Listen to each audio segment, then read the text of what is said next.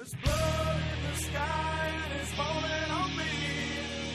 Feel it cascading as it washes me clean. The blood. I'm Alexis Terevko. And I'm Phil DeSaro. And this is the City of Blood podcast. So what's up first? Up first is a conspiracy theory that I just recently heard from a new friend of mine. And if we say today, does that count if this goes on in like 3 weeks? That is how hot off the press that this story is for me anyway. Although I've heard that some other writers. I was standing here too. Yeah, but if you heard he said something about some other writers and another. Oh yeah, he was saying it was almost like a. Yeah. No, we don't think this has been put on film yet, and this doesn't really qualify as film. It's just a podcast, but. And again, this is a conspiracy. This is not we believe. No. This is something we were told today. But in the land of Hollywood, this. Yeah. It was said to us like 3 weeks ago. It's out there. So anyways, most everybody should be familiar with the Alexis Peterson case and that horrific crime of her murder and her unborn child by her husband, Scott Peterson. In the Modesto, California. Yeah, so... Or in Modesto, California. Not to recap the whole thing, but anybody who wasn't aware is that he had a girlfriend named Amber Fry that he was screwing around with on the side from his pregnant wife. And this is all around Christmas, I think it happened, right? Yes. And he decided the way out of his life that he had with his wife and expecting their child around Christmas is to, murder her and dump her body out in the San Francisco Bay. As close as she, basically, December 24th, 2002. So, 16 years ago, yeah. Christmas Eve. So that shows you what a monster. And she was 8 months pregnant at the time. 8 months pregnant. 8 months. Jesus. So, to call this a monstrous crime is putting it lightly, ever so lightly. But we've recently heard this other conspiracy, which we don't believe, but it is interesting. Very interesting. And it's the only reason we're really talking about this case, because it's a sad case. I think what we should do is go over what we know happened, or what the fact is. Okay, well, what he was convicted of is we know that he murdered his wife on Christmas Eve, disposed of her body, went back home, did some laundry, pretended like she never came back with the dog from a walk with the dog. Let's say, we'll run or something, walk with the dog. Yeah. She was 8 months pregnant. She wasn't running. Yeah, she wasn't running. That's I meant. So the dog might have been running. She might have just been standing behind it. So he got on TV with her parents. And if you have not seen his performance, it is the best performance of my wife is missing with my unborn child. Please help us. Please find her. Please. Ridiculous. It was a huge case here in Northern California, as well as I'm sure nationwide. But it was huge out here. So the new conspiracy, and I hadn't heard this before until literally just today. Is that Lacey may not have been, and this is a conspiracy, folks. Conspiracy. The conspiracy is that Lacey was not murdered by Scott, but was murdered by cartel. So, and to dig into that, I'll wait for this car to go by. To dig into that, the theory is that Scott worked. I'm not sure what he did. No. I guess the theory goes is that Scott would have been literally a Walter White type of character. They would find involved. The what do you call it? Fertilizer would come up missing, but like barrels of it. Yeah. And he was somehow involved with that. And maybe that was his field of work. I'm not sure. And again, this was literally just told to us 90 minutes ago. Yeah. And they're saying that he lost the fertilizer? That's something, if you want to call it that. We're saying he was involved with the cartel with some type of drug distribution or manufacturing. Something to that effect. Methamphetamine. And methamphetamine back in that time period was huge out here. So it's not beyond the realm of possibility. But they were saying that he would have been so heavily involved, it would have been a Walter White type thing, in that he, instead of murdering him for not delivering or for, disappearing with their product or something like that, they murdered his wife. They murdered her and the baby in front of him. In front of him. That's why the DNA was in weird places. And supposedly he can't talk about that because then he'll be killed. Yeah. Even where he's at, which we know just by James Whitey Bulger's Right, case, I was just gonna say is that no one is out of reach, folks. No one is. I was just gonna say Scott right now. Oh, I lost my place. 1 second here. Again, to our audience, if you want to come and volunteer to be an engineer on one episode, Mr. Peterson is at San Quentin on death row. yes, So, and rightfully so. But this, we thought this conspiracy was an interesting idea, and certainly most people out there watching this have. talk about a guy who's aged poorly in prison. I mean, he doesn't look like Superman. No, he doesn't. Yeah, he doesn't. Oof. Yeah. The was it Dean? What the hell? Who's Dean that? Cain. Actor? Dean Cain played him in the made-for-TV movie. Yeah. So this is obviously it sounds like a bunch of bullshit and like a big crazy conspiracy, but it is interesting to think that if you were involved with something like that, I mean, certainly they would to kill your family rather than kill you and then let you go away for it. Seems a little bit elaborate and not quite. And I would style. think too is if, and again, I'm a conspiracy guy, so I 100% that could be a possibility. Not that I believe that this scenario is that though, but to kill the wife and the child to then frame him for the murder seems like seems Hollywood to me. Well, it also seems like it's not cost effective because you're not getting the money from him. Well, and you're not sending a message, or you're sending a really weird message. Yeah. Like, so anybody else out there is like, that guy, they killed his wife and framed him for it. Granted, that's bad, but I hate to say it, that sounds like a little too Machiavellian. Right. For the cartel. The cartel is, loud, blood and guts. I would think it's like, sure they killed Lacey, but they would have killed Scott too. Right. And the dog. I think they would have. For me, I would have said I could see them cutting the baby out of her and taking the baby because at that point it would have lived. It's 8 plus months, almost about to be born. I would put that past any type of monster. The fact is that wasn't done. It definitely, we know Scott did it. Yeah, Scott did it. There's no. But again, this is a conspiracy, and it's a very interesting conspiracy. And I'd actually like to talk to the person that told us about the conspiracy. Well, the person that kind of put it on him. Yeah. But I would like to actually get their version of it on film to say, tell me about this, tell me why. And I think too is that this conspiracy is very well. It's a good thought. It's a very Hollywood thought. It's one of those things that makes you think it's possible. It's not impossible. No. I would never say it's impossible. I'm just saying, I think no matter how good the cartels are at things, you're always going to want to get your money. And if he has the possibility of getting you money, sending a message and taking the baby out of his pregnant wife, to me sends more of a message of, I have to get these people their money, or they're going to keep or kill my child. Well, have you watched Ozark? Have you seen some of those? Yeah. Yeah, so Ozark is a great show, and I mean, in the very first episode, how that shit goes down awful, where his partner, you're just done. That's what I. Yeah, but they kill the partner and make him get the money. Yeah, well, he's only because I think he really had no friggin' clue, and he was able to talk his way out of that. Was that even feasible? But it just goes to show you the. Yeah, but Ozark is it's written much better than this conspiracy is. Yeah. True. So absolutely. Yeah. So, by the way, we're big Ozark fans. Netflix. So, all right. Well, let's get off of that case for a little bit. Although it is a fascinating one. I do want to throw one caveat in this. So I think everyone knows I'm a professional wrestler and have been for 20 years.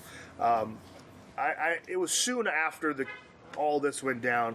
A promoter in that area, because I'm always the bad guy, said, I want you and your tag partner to come out with free Scott shirts. And I love to get heat and get the crowd to boo me or whatever.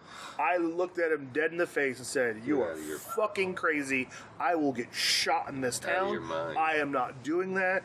It ain't happening.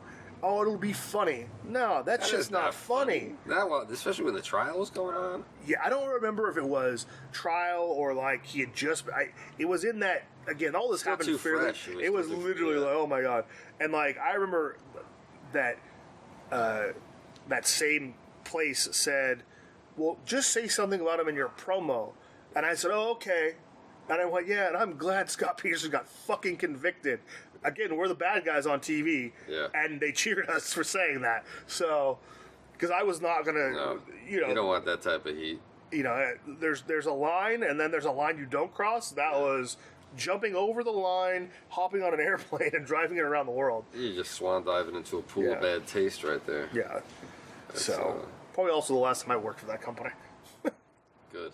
Yeah. No, that's ridiculous. I can't believe somebody came up with that idea. Yeah. They're not even. They have been open in years, so it's a good thing. But did you see this bus go off the bridge in China?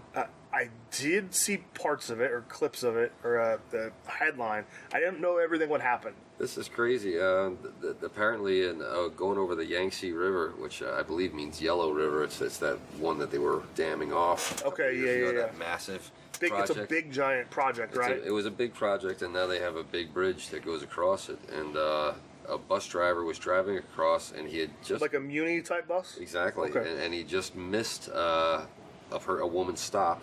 And so she flipped out on him and started hitting him with a cell phone. And there's actual footage of this from inside the bus, because they have cameras in the buses. And you see this woman hitting him with a cell phone. You see him try to backhand her.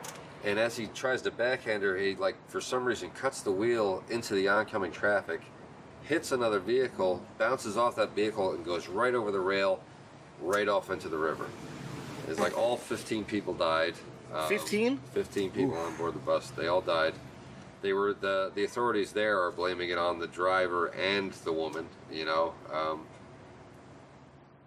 I have to say the driver did a terrible job. Yeah. I know that I'm saying that the woman's obviously an idiot, and she killed herself and everybody on that bus. And 14 other people. But at the same time, slam on the brakes, dude. Yeah. Just stop the vehicle. Brake checker. You know, it's just, seriously. She would have went flying right into the thing. Yeah. And she wasn't going to go through the window. She was standing up. It would have knocked her right to the ground, and you would have had no issues at all. And everybody on board would have been safe. But veering, it was like he was taking a swing at you and cut this way. 15 people lost their lives because of that, and that's just a sad scenario there, where that is the version of everything could be avoided.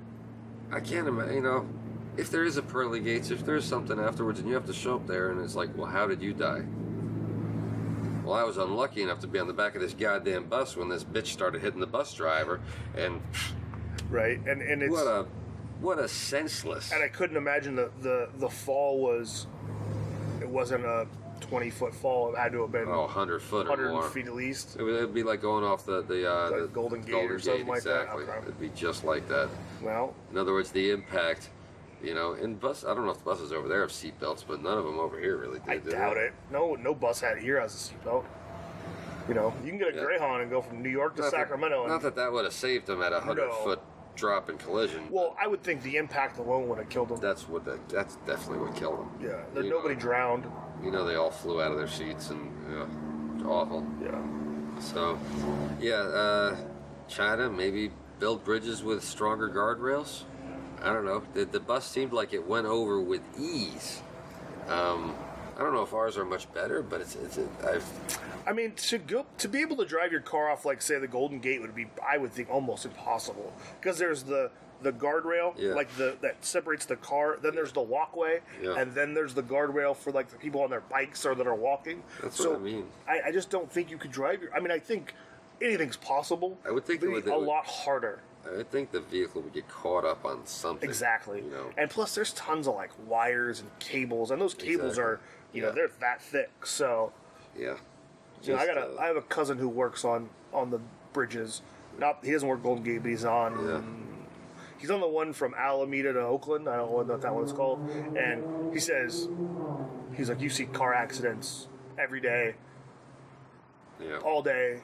You know, and unfortunately, nobody's flying off the bridge, really. So, and I mean, I also feel like too, like our freeway structures, the way they're built, things don't go off of them. Even though it has sort of recently, that was sort of a car hitting a car and going over the car. I mean, it does happen here in the United States, but that one, if you watch the footage, you see it just seemed like the bus. It's instantly, I'm like, slow down. I have the urge to watch the footage. At the same time, I don't want to watch it. Oh, it's cold in the fact that you can't really. There's no sound, so you can't. Right. And they would be speaking Chinese anyway, so not like we could understand what Mandarin, they were saying. yeah. But the poor people that were behind these two, and I mean that lost their lives for nothing. I hate to say this, but I mean, if I had been near the front seat, I might have just had to snatch this girl by the ponytail and boom, get down.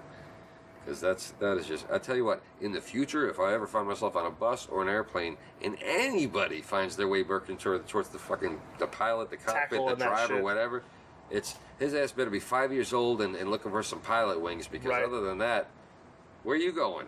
China bus. Some kind of unfortunate. Very unfortunate. Very sad. Again, I only saw a headline. I didn't get a chance to look at it this morning. Yeah. To me, it just becomes one of those things that proof that even in China, they're desperate to get somewhere quicker than they need to be. Well, and here's a message to any women out there who are watching it. Don't hit somebody who's driving a vehicle. Yeah. And you men too. You could hit somebody. I meant to, but I'm only going from my own personal experience. But I actually have had a woman hit me once while I was driving. I've had the same thing, yeah. Well, like, what the hell do you think is going to happen? You're in the car too. Yeah, dummy. Yep. Yeah. So, ladies, wait until we get out of the car to smack the shit out of us. Then beat us up. It's fine. No big We are deal. not. We're not advocating violence towards men or from women. Abuse of any kind. Unless men enjoy that. Yeah, type of unless thing. Nobody looks good in handcuffs unless you're into that kind of thing. Exactly. As the commercial says on the radio every hour on the hour. So Thursday in the United Kingdom, a flight going from London to Japan, a co-pilot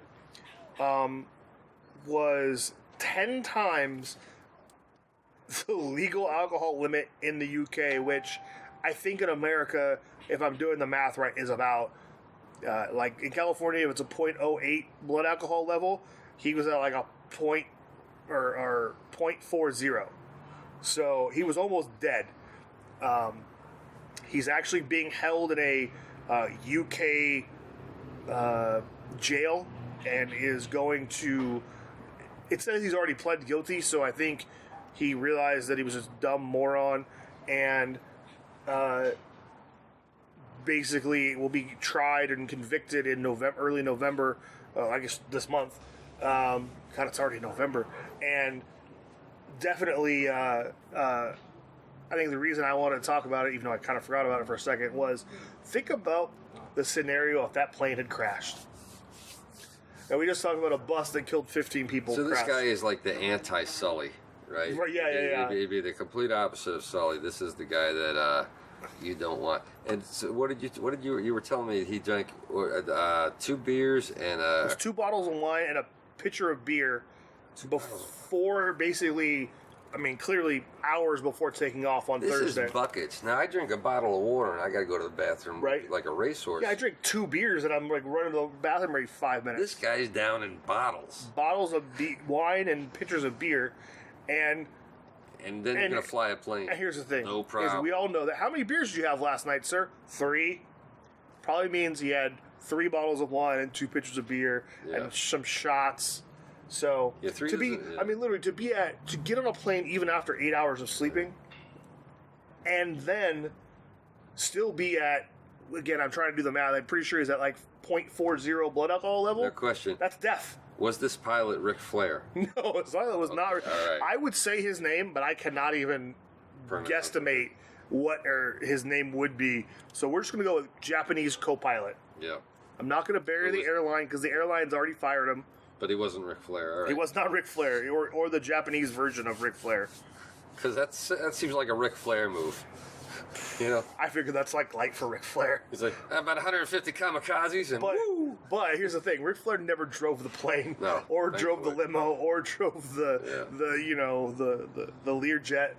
So he just rode in them, and sometimes got naked in them just with his robe. I heard about that. Yeah. But yeah, on an so airplane too. just I mean, there was more of there. The only crime is he was Well, do you call it? DU Pilot? fly? He was DU fly. DUI, piloting under the influence. Yeah. I don't know what you call it, but it's like, man, you know your job. Yeah. Oh, and we've all gotten drunk before a day before work, but I don't drive or fly aircraft. Phil doesn't drive No. a bus, so it's like... Well, that's how... He just, like, nobody was going to smell you. Can you imagine? I mean... And that's actually how he got caught, was the smell? No, well, yeah, but it was like the guy who drives him to the plane. Yeah. You always see the pilots on the carts. Yeah. That guy is the one who reported him, not his other co-pilots. Oh, those other co-pilots. Great. I mean, I'm sure they probably could have said, well, we weren't going to let him fly. We were just going to try to save him. Yeah, we're just giving him a ride home. Yeah, but... you know. That's... I know when I was in the Marine Corps, we had our sister unit was the British Royal Marines. Yeah. And so we'd run with Fast Company and like I said, this British Royal Marine unit. And so the first half of a 10-mile run, we would lead, and so our company was in front, and everything was fine. Halfway through, you switch, and they lead, so they lead back. And so the problem is we were behind all these Brits, and I thought American Marines drank. Oh, no. We don't even come close to what these Brits drink. We could smell it coming off of them, off of the whole, they had like 2 or 3 platoons in front of us, and we could just smell it coming off the pack of them, the alcohol through this. Oh, it's awful. It's awful. I have a buddy that's Australian, and he lived in America for about 6 months. Yeah. And he was Australian Special Forces, and he could put it away. And it's been 20 years since I see him, but I could still tell him what he smelled like every morning when he woke up, because he was that guy that. You had 6 beers, he had 15. You did 5 shots, he did 12 shots. Yep. He was Ric Flair. I mean, that was the best way to... again, if you did 5, he had to do 10. That's insane. That's insane. And never once looked or sounded drunk. Just the sheer amount of liquor or alcohol or liquid period that's passing through your system. Like I said, it's amazing you don't spend all of your time in the bathroom. So do you have another subject? I saw you looking at your phone, so... Oh, yeah. The new Trump ads that have come out recently, they've been talking about a crime that happened here. Auburn, technically, but there was a Sacramento County sheriff who was one of the victims. And that was a cop killer called Luis Bracamontes. Bracamontes, yeah. You see him in the new Trump ads. And he's... looks maniacal and twisted, and is saying how he wish he could kill more cops. And I guess the fact is that our president is blaming the Democrats for letting him in, but he actually, on his 3rd time in entering the country, which I think is was when he was arrested years later, but his 3rd time actually coming in was underneath the Bush GW administration. Bush 2, right? Yeah. Yeah. So it's it's a stupid name-calling thing, and it's... But it's that time of year. It is that time of year. I mean, when we're recording this, we're, 72 hours from election time? It's kind of insensitive. The midterms? Yeah, it's kind of insensitive. I understand why the president's doing it. It's because he's trying to stir up fear. Right. And understandably so. If you think you're going to be losing, you want to stir up as much fear as possible. The fact is I guess what I'd like to talk about it is how many police officers we actually lose to this type of crazy shit, because he's not the only one. That was 2014. There was also... I mean, we just had an officer get killed in Rancho Cordova beginning of September, and the guy wasn't wasn't from from Mexico or anything like that. He was a resident of Rancho Cordova. Exactly. I think there's a nationwide average. We lose about 200 officers a year. senselessly, just for this stupid type of shit. And then the real waste is that with somebody like Bracamontes is that we're going to end up keeping him on death row for probably 30 years before we actually execute the guy. Well, we've talked about that in the previous, to an hour, and this is podcast number 5 that we've done. Something like that. And we've got guys who've been on death row since 1996. That's 22 years, and they're years away from being executed. Yeah. And I mean, at this point, it's almost like they're just gonna die in prison, like Gallagher did, we talked about. Yeah, they're gonna, they're either gonna get cancer or leukemia or something, or they're just gonna die of old age. Yeah. They're not all gonna get the Whitey Bulger treatment. No. This is and I mean, I wish Bracamontes would get the Whitey Bulger treatment, but at the same time, I guess going back on that is that's not his sentence. His sentence is death by lethal injection, probably. And is that what it is in our state? I'm sure. Yeah, it's lethal injection in the state, which whatever way you want to do it, right. He needs to go. I just hope it doesn't take 30 years to do it. It's absurd. But he's not the only one. There was another guy here, 2 or 3 years, about 3 years ago that. Murdered a police officer and some guy driving a truck and took it off. I can't think of his name, Mont something or other. I'm sure I know it. I just can't think of what you're talking about. And then on top of that, I'm going back probably maybe 10 years or more. I think this might have been Oakland, but there were maybe 5 sheriff's deputies that were killed by one guy who was holed up in some hotel room. It's absolutely amazing how many we lose. I know just recently, this is only maybe a year or 2 ago, an officer lost his life right up at a hotel up here, while again encountering some scumbag holed up in some cheap hotel room. Yeah, we don't remember that one, yeah. And then it seems like it's once a year around here, at least we're losing. I honestly, I really do feel like the officers that are losing their lives aren't because of people who are here illegally. They're losing their lives because of douchebags that are here, that are U.S. citizens. Yeah. Or, and just because this guy is saying, he wanted to kill more officers, this and that, that could also be him being a tough guy in jail. That's all that is. That's that James Cagney shit. I'm going way back before whoever's watching this probably. But the Angels with Dirty Faces, I think isn't that the one? I think that's what it's called, yeah. Where the at the end of this movie, this guy who's a criminal, the toughest of the tough guys, the Scarface of his time period, he's about to be executed, and but he's the whole thing is if you die and you cry, then you lose all credibility. Yeah. It's just diminished. And so the priest, this priest who was like a boyhood friend of the main character, talks him into crying when he gets executed.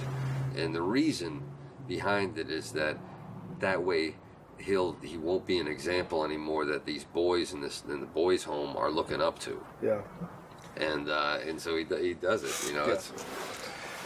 And again, I just feel like I think that's the movie. Officers, I think you're right, but officers are losing their lives to douchebags very frequently. Yeah. I'm sure in 4 or 5 days when we do the next podcast, or 3 days, there'll be something else we'll talk about. Definitely nationwide, I'm sure we'll. I mean, we're not, and I know we're a Sacramento-based show, and we talk a lot about Sacramento. Yeah. We've talked about the UK, we've talked about Long Island, we've talked about Tallahassee, Florida, we talked about the stuff in Pennsylvania with Whitey Bulger and previous episode. We're probably skirting around the subject a little bit of the gun control thing and what that has to do with it. This guy, I think.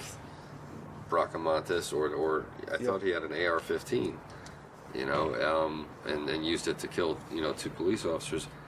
What the hell does anybody need an AR-15 for? Now, I've heard from my own son, and some of his redneck influence that, you can use that as a hunting rifle.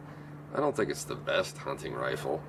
I come from a long line of hunters, and I have hunted many times and in many parts of this western part of the United States, and I'm not going to get into my details, but we were always told 1 shot and 1 kill. Yeah, that's the Marine motto. And I remember one time a relative who had a long a rifle, nothing automatic. It was a bolt action. My grandfather was still alive, so I was probably fairly young. I was 15 maybe. Shot a deer. And the deer went down and then got back up. It became full panic mode in fighting this deer and putting it out of its misery. Yeah. I was the one who found the deer, and they all thought it went one way, and I said, no, it went a different way. Yeah.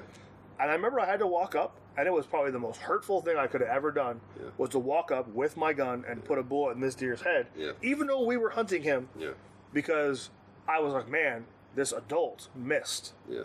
Again, things happen. Yeah. An animal can move while the bullet's in the air type deal. And it became one of those things. So for us, you don't need anything more than a bolt action. No. You don't need anything more than a shotgun. These guys with bump stocks. What the hell is the point of a bump stock? I mean, can you imagine? Look, I get these guys who have assault weapons that are like private security. Yeah. But they're private security for people like the governor and the senator. Exactly. I get, because they have threats that they have to then defend off. Yep. That's private security they're still policed a lot of the times. Yeah. I get that. But, Trixie. there's Trixie the guard dog. Yeah. But I think that's a whole other subject for a whole other podcast. Absolutely. Just, I guess, what were we talking to that led into that? It was, the shootings. I guess the shooting of the officers. It does seem like it's a little too easy to get. And by the way, and I will say this from my point of view, definitely a pro-police on my side. Oh, absolutely. Yeah, and I think I want to make that very clear. I will question, but I will also very much support. 100%. My brother John is a cop, so it's the. I went out for the police force myself. I failed the psych eval. Yeah, so I guess they didn't think I was stable enough after the Marine Corps. I can't blame them. But it's a terrible thing, and it kind of makes you realize why some of them are gun shy. On the flip side of that, like you said about keeping them in check, I also read a statistic about New Mexico police saying that it's like the deadliest police force in the nation. Like it's got to be them or Arizona, because I have a friend who he's an officer in, I think he's in Phoenix, but he might be in Tucson, and they're an open carry state, so everyone has a gun that's allowed to carry. Georgia is frightening like that. My grandfather. My buddy says, he goes, dude, I literally work in the Wild West, and I said, what do you mean? Because he worked here, and he goes, I don't know. I think he worked for, I want to say he was Sac County. Yeah. He's like in the 6 or 7 or 8 years he was on the streets here. Yeah. He said he pulled his gun, maybe once a week. He was like, I pull my gun every stop. Wow. That's what he mean. He was like, you literally, when you get out of your car, you take your gun out and you have it, it's still at your holster. Because everybody inside whatever vehicle has a gun. Could be waiting there. Yeah, and he goes, and you don't, if you pull a car over with 2 people, you wait till another unit gets there. Yeah. If there's 5 people, you wait for 5 units to show up. Wow. Yeah. Yeah, it's not easy being a cop, especially in some of these shitty towns. Man, imagine being a cop in like the El Paso, Texas area, or like Juarez, like near Juarez. My uncle through marriage, I guess, Dan, when I was a little kid in Georgia, was a sheriff down there, and he was your typical Southern sheriff. He was 6'5", close to 400 pounds. He'd just hit guys so hard, he'd break bones and shit. Yeah. He was just a bad dude, and he liked beating up guys. So I mean, if you were the one at the bar causing a problem, oh no, you get your ass kicked. You already called it. It's like that's what he lived for. Yeah. And so it's but at the same time, he told my grandfather, because my grandfather wanted my uncle, his son, to go down there and be a cop. He said, unless you want me to bury him for you, I don't know why you're sending him down here. And the fact is everybody in Georgia has a gun. Yeah. And when you have some of these more rural areas where you got to drive out some dirt road in order to settle domestic dispute or something like that, they see you from miles away coming into their house. And they're good shots. Yeah. And they'll pick you off. Yep. So yeah, no, it's a thankless job, I think, a lot of the times, and and I think we lose too many of them. I definitely think we could use some gun control in this country. And I'm a former Marine. I grew up shooting. I like shooting, and I don't want to completely give up my right to bear arms, but I can live without an AR-15. Yeah. I can live with limitations on how many rounds in a clip I can have. I'm also, and I don't like. I'm completely fine with like 45 handguns to there. I'm a revolver guy. I always will be. My grandfather's that way. I know. I always have been. I would. They're rock solid, dependable. Yeah, and you can hammer nails with them and then shoot. Yeah, so it's one of those things where I'm never going to give up my weapons. I never will. At that, I'm a staunch believer in. But I also don't have anything that is ridiculous. No, I literally everything I have is either a revolver, a 45. That's actually my only. Yeah. Functional, something, that's it. And it's an old family weapon, so it's never really been fired recently. And then we have shotguns and rifles, and that's it. The only thing I can see myself getting is there's a company called STI that makes these guns. My father was telling me about them, and 9mm mostly. Yeah. But they're dead on accurate. They're high end. They're like $3,000, $4,000, $5,000 weapons, but it's as close to a custom weapon that you're going to get off the shelf. And for me, I don't care what they look like, it's the accuracy. Right. If I have to pay a little bit more and the thing's like dead on, I want to be able to hit what I'm pointing at. You know what I mean? It's and with so many, especially the old 45s, I had to qualify with those for first year I was in the Marine Corps. We qualified 45, and after that we got our Berettas. Right. And I went from sharpshooter to expert like that. As soon as we got the Berettas, they were so much more accurate. Well, Phil, I think that's the episode. Another 30 minutes. I think we're a little over 30. So we started out with bus crashes and conspiracies, and ended up talking about guns. Right. So Cities of Blood podcast. We talk about everything on here. We're dog shit. We're everywhere. Right. So, again, I'm Alexis Strovko. And I'm Phil DeSaro. Remember, City of Blood podcast. Give us the old, or Cities of Blood on Facebook. Give us the old thumbs up. Cities Blood on Twitter. Don't forget to subscribe here on YouTube. And we will see you guys next time. Adios.